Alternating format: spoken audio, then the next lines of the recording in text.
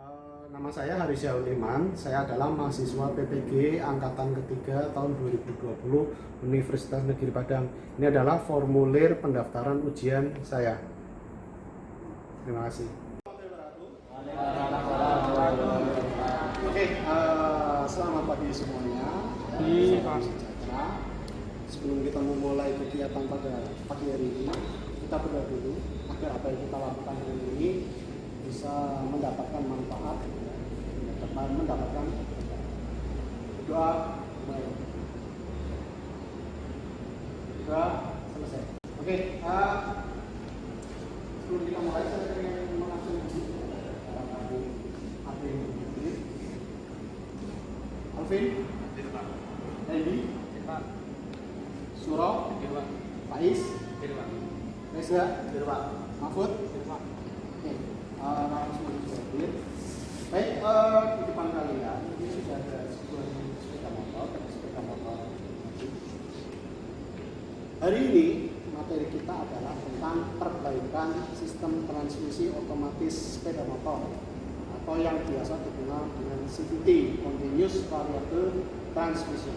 Nah, dulu ketika kalian kelas 11 itu sudah mempelajari tentang CVT, tapi terbatas hanya pada nama komponen, kemudian cara kerja. Nah, di kelas 12 ini harapannya adalah kalian bisa mendiagnosa kerusakan yang kemudian nanti bisa untuk memperbaikinya. Ya, jadi itu yang akan kita pelajari pada hari ini. Untuk hari ini ya, untuk mendukung pembelajaran kita pada hari ini, maka saya sudah menyediakan slide PowerPoint tentang diagnosa dan memperbaiki sistem transmisi otomatis ya, atau yang disebut dengan CVT. Nah, semuanya bisa lihat ke slide PowerPoint ya. Sudah saya buatkan slide PowerPoint tentang memperbaiki sistem transmisi otomatis. Nah, sebelum memperbaiki, tentunya kalian harus tahu dulu tentang kerusakan yang ada pada CVT ya, termasuk ciri-ciri kerusakan yang timbul ya, gejalanya, baru di situ kalian bisa memperbaiki.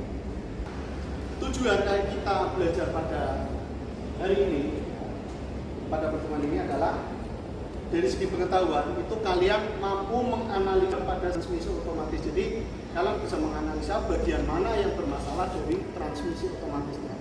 Kemudian dari segi keterampilan kalian mampu memperbaiki sistem transmisi otomatisnya. Ya, jadi pengetahuannya itu menganalisis, keterampilannya adalah memperbaiki.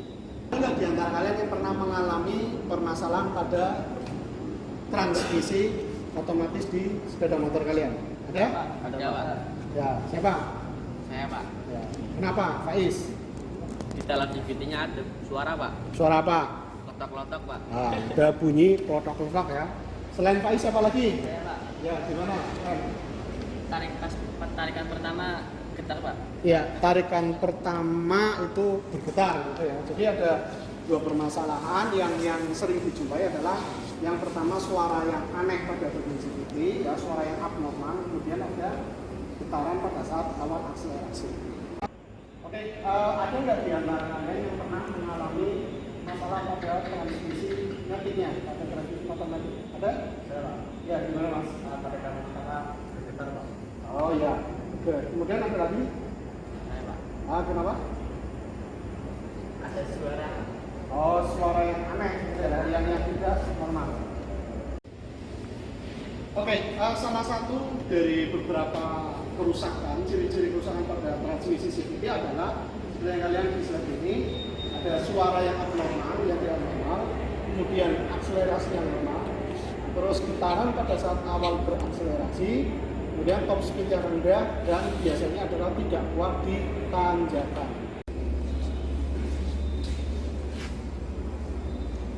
Nah, semua itu ada penyebabnya, Mas. Yang pertama adalah suara abnormal. Nah, suara abnormal itu yang pertama adalah weight roller ya, atau rollernya. Ya. Kalian sudah pernah bongkar komponennya ketika kalian kelas 11. Yaitu suara roller itu biasanya berasal dari roller, ya, karena rollernya itu sudah aus sehingga dia akan berbunyi pada saat melaju dengan kecepatan rendah. Kemudian yang berikutnya adalah ya ini suara, masih tentang suara juga ya.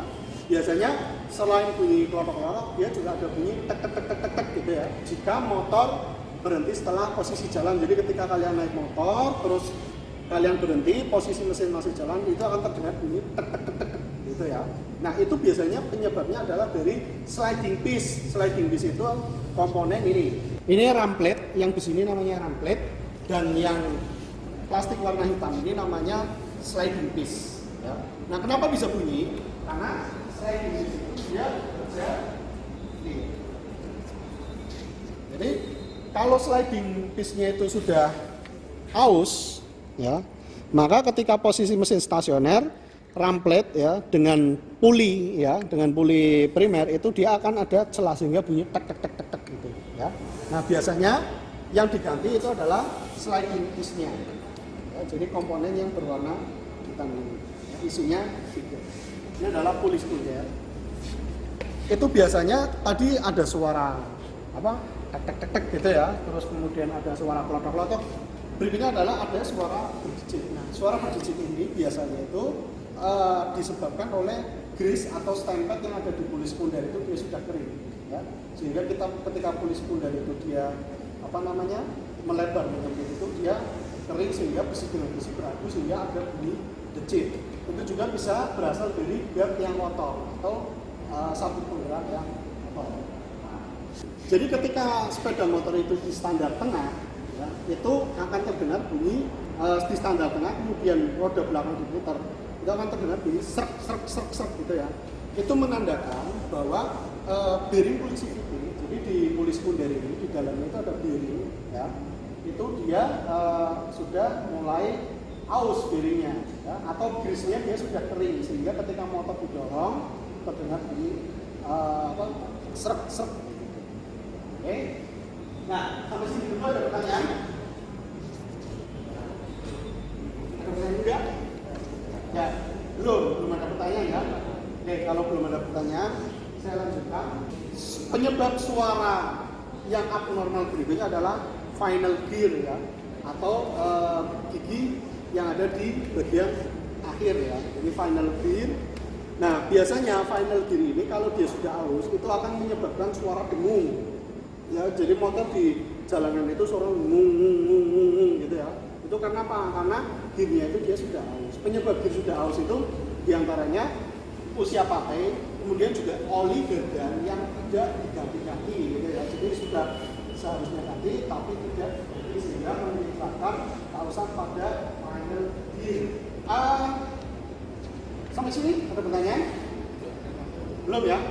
Kalau belum, berikutnya adalah akselerasi yang lemah atau tarikan yang lemah. Nah, tarikan yang lemah ini ada beberapa penyebabnya. Yang sering adalah di mana roller itu dia sudah aus. Ya. Ini adalah roller ya, jumlahnya itu ada 6 kalau di motor matic ya. Nah, berat roller ini nanti mempengaruhi percepatan perpindahan G ya, dalam tanda kutip G. Nah, kalau roller ini sudah aus, ya, itu mengakibatkan apa? Motor ini dia tarikannya lemah. Ya, jadi di gas itu nggak mau jalan-jalan terus, jadi butuh waktu yang lama untuk mencapai kecepatan tertentu. Yang berikutnya adalah selain tadi karena roller, bisa juga karena pegas puli sekunder di motor ini. Itu ada periode posisinya di puli sekunder. Ini barangnya seperti ini. Nah, kalau pernya itu sudah lemah, ya, dalam artian dorongan baliknya itu sudah lemah, itu bisa juga mengakibatkan akselerasi itu lemah. Ya. Kenapa pernya bisa lemah? Karena yang namanya per CVT di puli sekunder itu dia kan sepanjang waktu itu kan selalu depres, gitu ya. Selalu depres, lama-lama pernya itu lemah. Kalau sudah lemah nanti tarikannya dia juga akselerasi motor itu dia juga akan ikut. Yang berikutnya adalah penyebab akselerasi lemah. Jadi selain per dan roller itu juga disebabkan oleh kampas kopling ini dia sudah aus. Ya. Mana kampas koplingnya aus sehingga koplingnya itu selip. Ya. Jadi kopling ini dia bekerja itu gesekan pada apa namanya? Ini ya, kalau orang menyebutnya itu mangkok kopling. Ya. Jadi kalau kampas koplingnya itu sudah habis, itu dia sudah nggak bisa gigit ya, dan nggak bisa gigit sehingga selip. Oke, penyebab akselerasi yang lemah itu berikutnya adalah tadi kampas kopling. Sekarang adalah clutch housing ya, atau rumah kampas atau mangkok CVT orang menyebutnya ya. Jadi kalau dia bagian dalamnya sudah halus, itu juga nanti mempengaruhi akselerasi. Penyebab kerusakan berikutnya adalah getaran saat awal akselerasi atau orang itu jedek gitu ya. Nah, getaran pada saat awal akselerasi itu disebabkan karena clutch housingnya kotor ya. Jadi kampas kopling itu tidak bisa tidak bisa menggigit gitu ya, dalam tanda kutip menggigit permukaan bagian dalam dari clutch housing sehingga terjadi selip ya. Nah, selipnya itu mengakibatkan getaran pada saat awal akselerasi atau pada saat tarikan awal. Yang berikutnya adalah getaran awal saat akselerasi itu bisa juga karena bearing cover CVT ya. Jadi di bagian cover CVT itu ada bearingnya atau ada lakernya ya. Nah, biasanya laker ini dia sudah halus sehingga mengakibatkan ketika as roda berputar itu dia tidak senter, itu mengakibatkan getaran saat awal akselerasi itu bisa juga disebabkan karena kampas gendal yang kotor mas. Jadi kalau tadi clutch housingnya kotor, ini kampas gendalnya yang kotor ya. Nah, ini bisa diperbaiki dengan cara membersihkan permukaan kampas gendal dan permukaan dari clutch housingnya ya, dilap atau diamplas. Dan itu seperti itu cara memperbaiki. Berikutnya yang sering menjadi masalah adalah top speed yang rendah. Nah, jadi motor itu harusnya bisa melaju sampai 100 km per jam, tapi karena ada permasalahan pada sistem CVT-nya, maka motor itu biasanya mentok di 80 atau 90 km per jam. Bisa juga karena rollernya yang haus, tapi bisa juga karena salah pilih roller. Karena roller motor matic itu tersedia dalam berbagai ukuran. Ukurannya adalah gram atau berat ya. Jadi kalau kalian misal motor standarnya 10 gram, kemudian kalian tadi menggunakan 12 gram atau 9 gram. Kalau tidak sesuai, maka tarik dia juga akan mempengaruhi top speed, bahkan juga nanti bisa mempengaruhi untuk tarikan. Oke, tadi itu adalah penjelasan saya tentang permasalahan yang sering terjadi pada motor matic beserta penyebab-penyebab. Nah, setelah ini kalian akan mengukur setiap komponen CVT untuk memastikan bahwa komponen tersebut masih sesuai spesifikasi. Itu ya.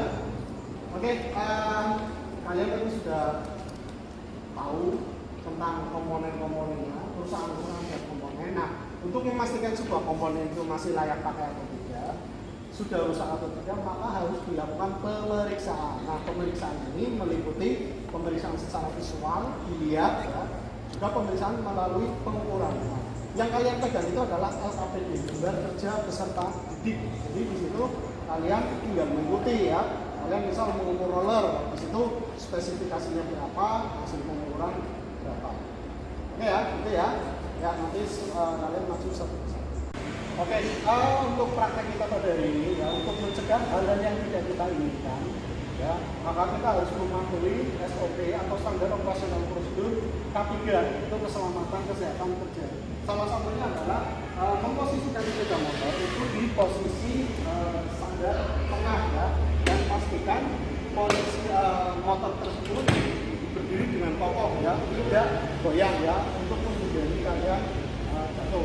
Kemudian yang berikutnya adalah gunakan peralatan sesuai fungsinya ya, jangan menggunakan alat yang tidak sesuai fungsinya. Kemudian menggunakan baju kerja ya, dan menggunakan sepatu ya.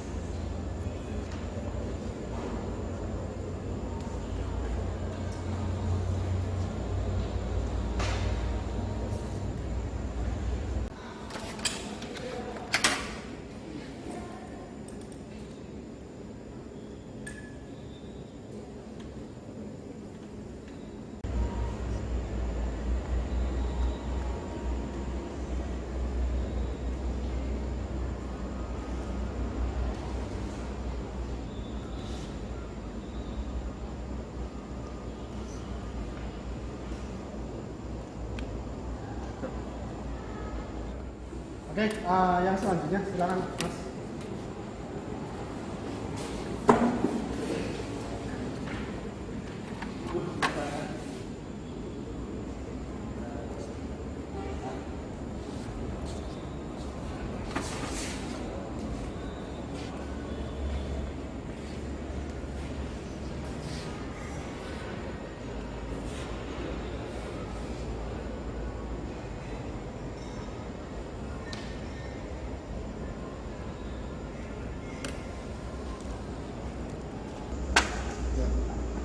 Oke, selanjutnya.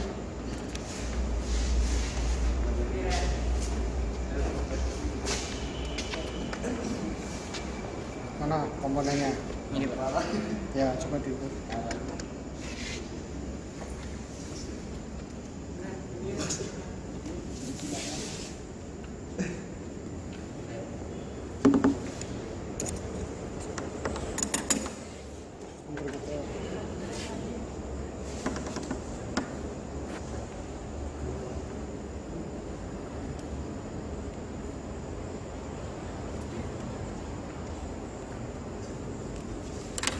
Coba.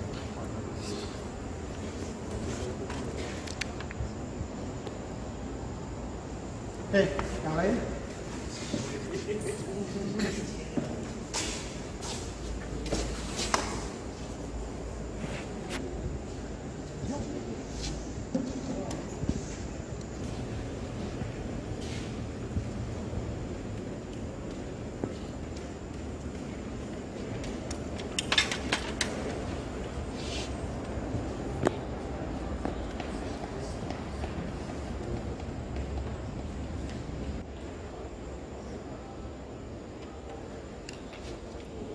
Oke, yang lain?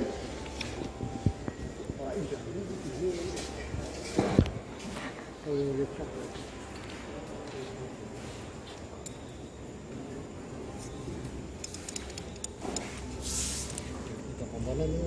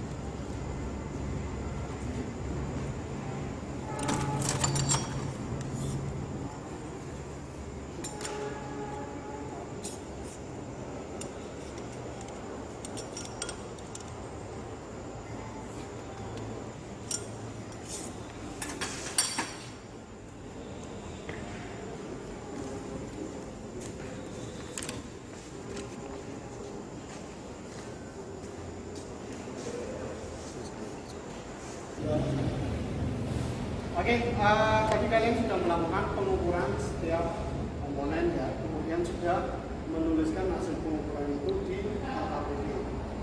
Nah, setelah kalian tadi melakukan pengukuran, kemudian menuliskan hasilnya. Sekarang tiba saatnya ini ya, kita praktek pada unit motor yang sebenarnya. Jadi motor ini, itu keluhan motor ini adalah dia ketika akselerasi awal itu dia ditarik.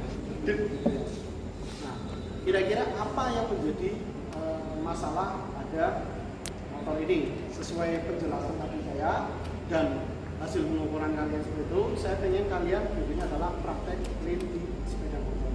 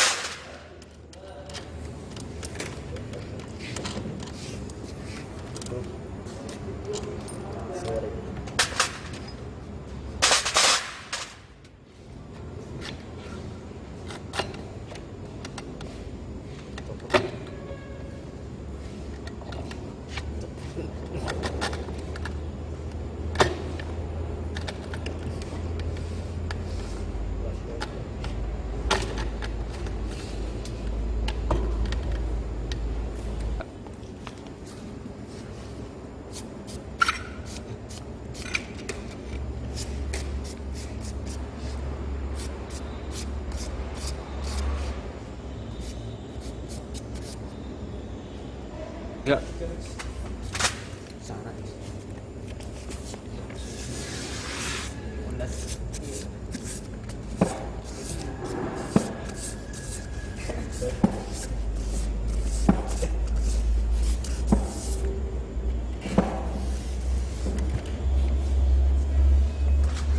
Oke, ini adalah bagian CVT sepeda motor yang sudah dibuka. Jadi kalau melihat gejalanya itu apa mas menurut kalian yang bermasalah?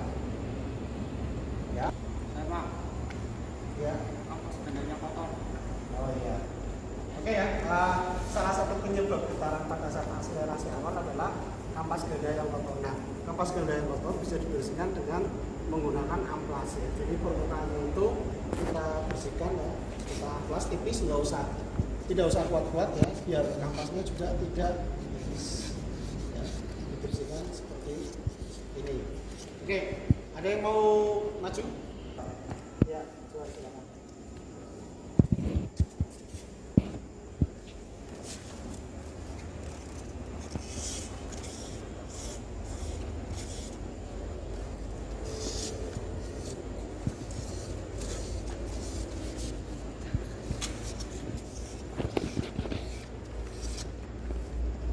Oke, selain dibersihkan pada bagian kampas gandanya, permukaan bagian dalam knot housing juga harus dibersihkan ya, karena kemungkinan ada kotoran yang melekat di bagian dalam itu juga bisa menyebabkan getaran pada saat awal akselerasi. Ya, jadi dibersihkan dengan cara seperti ini.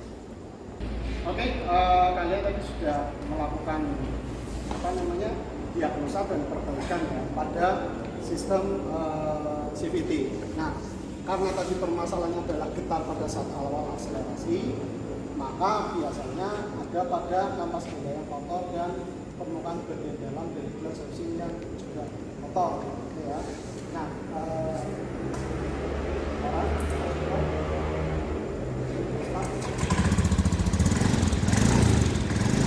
pada saat kita tahap pertama, makanya kita turunkan dulu.